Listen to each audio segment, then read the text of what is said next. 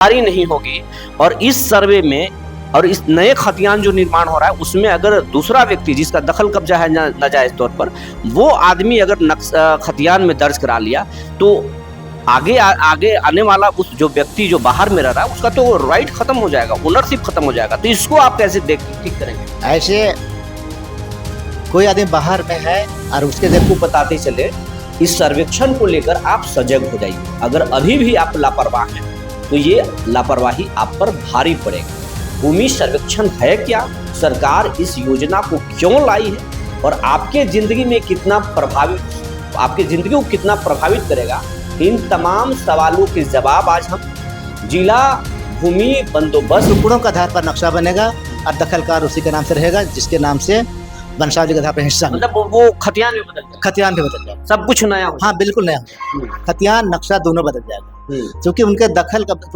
टुकड़ा के अनुसार में जो उनका जो पोजीशन है, दखल है, उनके अनुसार उनका हिस्सा जो बनता है उसी के अनुसार में उनको दखलकार बना। जी नमस्कार, मैं हूं विपुल कुमार और आप देख रहे हैं सूर्य विहार डिजिटल न्यूज। 20 अगस्त से बिहार में भूमि का सर्वेक्षण शुरू होने जा रहा है।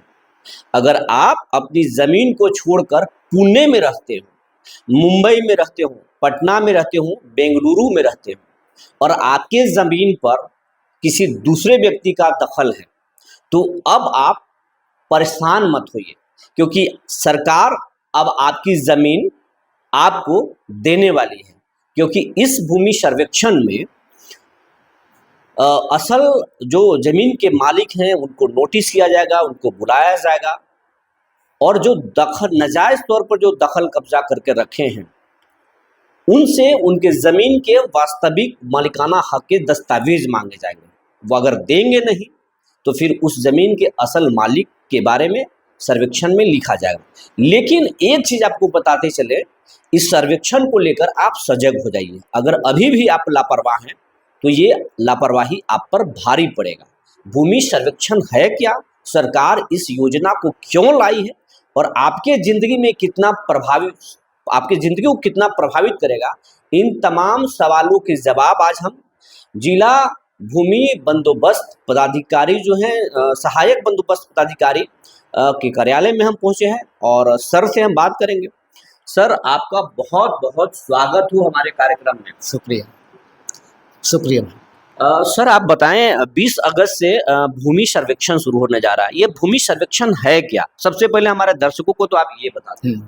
देखिए, सरकार ये योजना लाई है जिसमें हर तबके के लोगों को अपनी जमीन की पहचान करके उनको अधिकार अभिलेख बना करके देना है।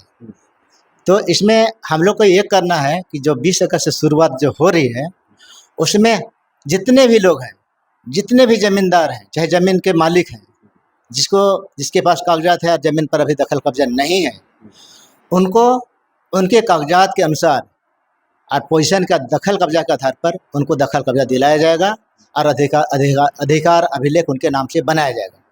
यदि किसी व्यक्ति के पास कागजात है और ज़मीन पर किसी न किसी कारणवश उनका दखल कब्जा नहीं है, वैसी स्थिति में उनका कागजात के आधार पर उनके नाम से खाता खोला जाएगा और जो अवैध रूप से दखल कब्जा किया गया है उनको अवैध दखलकार के रूप में दर्ज किया जाएगा और तत्पश्चात नोटिस की जाएगी। नोटिस के उपरांत दोनों को बुलाया जाएगा, दोनों पक्षों को, जो दखलकार है उसको भी और जिसके पास कागजात है उसको भी। ऐसी स्थिति में जिसके पास कागजात है उनके नाम से ही एक्चुअल में खाता खुलेगा।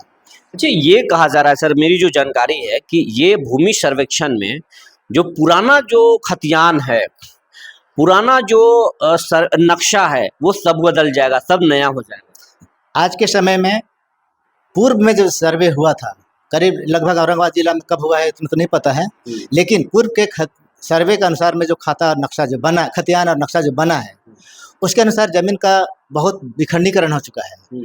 वैसी स्थिति में जिसके नाम से खतियान बना था उनके बहुत सारे हिस्सेदार हो चुके हैं और जो जमीन जिसके नाम से खतियान था वो आदमी अभी आज के समय में जीवित नहीं होंगे। तो वैसी स्थिति में जो आदमी उनके वंशावली के आधार पर उनका हिस्सा दर्ज किया जाएगा और जितने हिस्सेदार हैं उसका हिस्सा के अनुसार उसके नाम से खाता खोला जाएगा। मतलब ये खतियान बदल जाएगा। खतियान बिल्कुल बदल, खतियान बदल जाएगा और ये नक्शा भी बदल जाएगा। खतियान अभी के समय के अनुसार में, जब पहले के अनुसार जो खेसरा एक था, जो बड़ा खेसरा था, और अब उसमें 4 टुकड़ा हो गया, तो टुकड़ों के आधार पर नक्शा बनेगा और दखलकार उसी के नाम से रहेगा, जिसके नाम से वंशावली के आधार पर हिस्सा होगा। मतलब वो खतियान भी बदल जाएगा, खतियान भी बदल जाएगा, सब कुछ नया हो हाँ बिल्कुल नया हो जाएगा, जाएगा। खतियान नक्शा दोनों बदल जाएगा, क्योंकि उनके दखल का टुकड़ा के अनुसार में जो उनका जो पोजीशन है, दखल है, उनके अनुसार उनका हिस्सा जो बनता है, उसी के अनुसार में उनको दखलकार बना करके उनके नाम से खाता खोला जाएगा। अच्छा, अब हमारा सवाल ये है सर कि वैसे 2-3 सवाल हम करेंगे जो आमतौर पर समाज में देखा जाता है। तो हम आपसे ये कहेंगे कि मान लीजिए कोई 4 भाई है, 5 भाई है, उसमें से एक भाई का डेथ हो गया। अब जो है 4 भाई में से एक भाई का डेथ हो गया, तो उसका जो शेयर है वो 3 भाइयों पर बंटना चाहिए था, लेकिन उसका शेयर मात्र एक भाई रखे हुए हैं। तब और उस पर उसका दखल कब्जा जो है सालों से है, 50 सालों से है, 60 सालों से है। तो उस डिस्प्यूट को आप कैसे सही कर पाएंगे? क्योंकि कब्जा तो उसका है, शेयर उसने रख लिया, बाकी भाइयों को दिया नहीं। हाँ, सबसे पहले अगर 4 भाई है, 3 एक आदमी मर चुके हैं, हमने मृत हो चुके हैं, तो जमीन एक जो मर चुके हैं उसका हिस्सा तीनों भाई में जाना चाहिए था, जो कि एक ही आदमी लिए हैं, जो कि अवैध है। उसमें हम लोग जब अपना अधिकार अभिलेख तैयार करेंगे, उस समय तीनों को नोटिस करेंगे, नोटिस करके बुलाएंगे कि यदि आप लोग 4 भाई थे और एक अगर मृत हो चुके हैं, तो मृत व्यक्ति का हिस्सा तीनों हिस्सा में बंटना चाहिए था, जो कि हाँ जो कि नहीं बटा है, और एक आदमी दखल कब्जा करके बैठे हुए हैं, उनको नोटिस करके बुलाया जाएगा कि ये जमीन 3 हिस्सा में बंटना चाहिए था, परंतु एक ही जगह एक ही आदमी के द्वारा दखल कब्जा किस आधार पर किया गया है, उसके लिए हम लोग नोटिस करके बुलाएंगे, तीनों आदमी को बुलाएंगे और तीनों का बयान लेते हुए हम लोग अभिलेख में लिखेंगे, और तत्पश्चात सुनवाई का अनुसार जो जब आएगा उसके अनुसार अपना अभिलेख तैयार करके उसका हम लोग फैसला देंगे। मतलब उसका मालिकाना हक सबको दे देंगे? बिल्कुल देंगे, बिल्कुल। वह हकीकत अधिकार बनता है उनका कि एक हिस्सा जब मर चुके हैं उसका तीनों व्यक्ति के बीच में हिस्सा बनता है, उसका अधिकार है तीनों का। दूसरा एक सवाल है हमारे पास सर कि बहुत सारे लोग पुणे में रहते हैं, मुंबई में रहते हैं, और वो दिल्ली में रहते हैं, पटना में रहते हैं, और देश के अलग अलग राज्यों में रहते हैं। कई परिवार तो विदेशों में जाकर बस गया है, लेकिन उनका जमीन जो है गांवों में है, लेकिन अब उनके जमीन पर किसी दूसरे आदमी का दखल कब्जा है। तो अब अगर सर्वे शुरू हुआ है, उनको जानकारी नहीं होगी, और इस सर्वे में और इस नए खतियान जो निर्माण हो रहा है उसमें अगर दूसरा व्यक्ति जिसका दखल कब्जा है नाजायज तौर पर, वो आदमी अगर खतियान में दर्ज करा लिया, तो आगे आने वाला उस जो व्यक्ति जो बाहर में रह रहा है उसका तो राइट खत्म हो जाएगा, ओनरशिप खत्म हो जाएगा। तो इसको आप कैसे ठीक करेंगे? ऐसे कोई आदमी बाहर में है और उसके जमीन पर कोई दूसरा आदमी दखल कब्जा कर लिया है, तो इसी स्थिति में दखल कब्जा पर खाता नहीं खुलेगा, किसी की कैसे खुलेगा? उसका खुलेगा। उसको हम लोग जब जाएंगे, अपना अमीन जाएगा मेरा अमीन सर्वे में जाएगा, जब पूरा प्लॉट को जांच करेगा, और प्लॉट के आधार पर जो आदमी दखल कब्जा अपना कागजात अगर नहीं दिखा पाता है, और गांव के लोग से पता चलेगा कि ये व्यक्ति बाहर में रहते हैं, और ऐसी स्थिति में उनको हम लोग 45 दिन का नोटिस रहता है, 3 बार नोटिस होता है, 3 टर्म में उसका सुनवाई होती है। तो तीनों बार दावा आपत्ति हम लोग मांग करेंगे, दावा आपत्ति आएगा, गांव के कोई भी उनके हिस्सेदारों का दावा कर सकते हैं कि उनका जमीन है, परंतु उनका जमीन पर दूसरे को दखल कब्जा है, तो दखल कब्जा अगर तीनों नोटिस में अगर वो जवाब नहीं देते हैं और वो बाहर रहते हैं, वो जानकारी उनको नहीं हुई, और गांव के लोग अगर सब आपस में मिले हुए हैं, तो क्या उनका जमीन खत्म हो जाएगा? नहीं, किसी भी हालत में नहीं। जब तक कागजात शो नहीं करे, पेपर नहीं दिखाएगा, तब तक हम उसके आधार पर खाता नहीं खोलेंगे। माने आप जो दखल कब्जा करके रखा है अवैध तरीके से, उससे उस जमीन का आप राइट मांगेंगे कि आपका जमीन ये कैसे है, उसका आप अपना दस्तावेज दीजिए।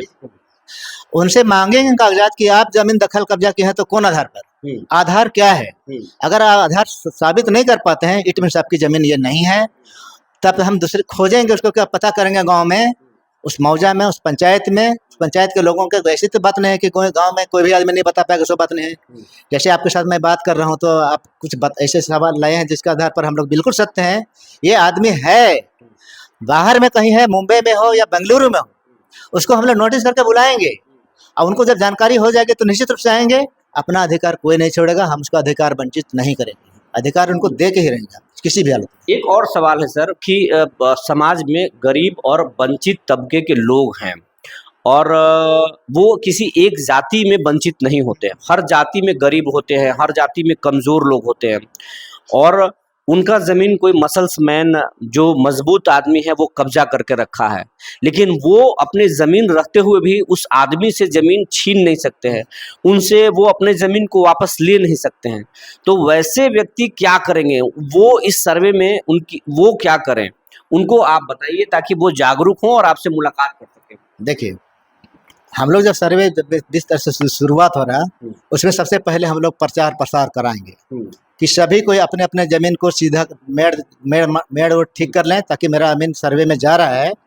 और ऐसी स्थिति में सभी कोई जितने भी रैयत हैं जो दखलकार ज़मीन मिला है दखल नहीं है वो भी अपना कागजात लेकर रहेंगे। अगर हो सके वहाँ पर बताने में थोड़ा सा कतराएंगे, नहीं बता पाएंगे, लेकिन कागजात तो शो करेंगे। वैसी स्थिति में उनका जो आदमी का दखल कब्जा नहीं है और कागजात है उसके नाम से खाता खुलेगी और जो मसल्स व्यक्ति हैं जो दखल कब्जा किए हुए हैं उनका अभियुक्ति कॉलम में हम लोग अवैध दखलकार के रूप में दर्ज करेंगे। एक आखिरी सवाल हम करेंगे, मान लीजिए कि आपके सिस्टम में कुछ लोग, हर सिस्टम में होते हैं, अगर सिस्टम के लोग अगर किसी अवैध कब्जा करने वाले व्यक्ति को सपोर्ट कर दिए तो जिसके साथ अनजस्टिस होगा, जिसके साथ अन्याय होगा, क्या उसको अपील करने का मौका होगा कि नहीं? एक बार नहीं 3 बार अपील करने का मौका है। एक बार नहीं 3 बार अपील करने का मौका है। 3 बार का अपील में हम किसी भी पर सॉर्ट आउट करके निकाल लेंगे और उसको जो निसहाय व्यक्ति है, कमजोर व्यक्ति है, उसको हम कागजात पर दखल कब्जा देंगे और उसके नाम से खाता हम खोलेंगे। तमाम जानकारी देने के लिए और बात करने के लिए सर बहुत बहुत धन्यवाद। तो ये भूमि सर्वेक्षण के बारे में जिला सहायक बंदोबस्त पदाधिकारी बता रहे थे कि भूमि सर्वेक्षण कैसे होगा, उसमें खतियान बदलेगा, उसमें नक्शा बदल जाएगा, लोगों को नोटिस दिया जाएगा जो असली जो ज़मीन मालिक हैं और फिर उनको दखल कब्जा कराया जाएगा। ये बहुत महत्वपूर्ण है। अगर ऐसा हो गया तो बिहार में क्राइम थम जाएगा, अपराध का जो ग्राफ है वो थम जाएगा, क्योंकि बिहार में जो भी क्राइम होता है अधिकांश ज़मीन से जुड़े मामलों में ही होता है। तो ऐसे ही कहानी हम आपको लगातार दिखाते रहेंगे रोचक जानकारियों के साथ। तब तक के लिए धन्यवाद।